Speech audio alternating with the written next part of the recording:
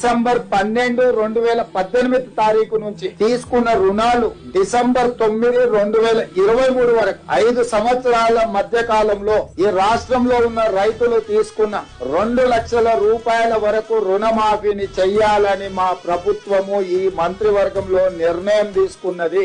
ఇచ్చిన మాట ప్రకారం రైతులు తీసుకున్న రుణాలను 2 లక్షల రూపాయల వరకు మాఫీ చేయాలని మా మంత్రివర్గంలో మేము నిర్ణయం తీసుకున్నాము. ఈ రుణాలు మాఫీ చేయడానికి దాదాపుగా 31,000 కోట్ల రూపాయలు అవసరం అవుతున్నది.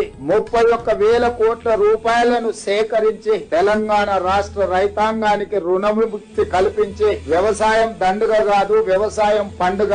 ఈ ప్రభుత్వం, ఈ ప్రజాపాలన రైతు సంక్షేమం, రైతు రాజ్యం ఒక సంక్షేమ రాజ్యంగా, అభివృద్ధి రాష్ట్రంగా ముందుకు తీసుకెళ్తామని సంపూర్ణమైన విశ్వాసం, భరోసా కల్పించడానికి ఈరోజు మా మంత్రివర్గం నిర్ణయం తీసుకున్నది.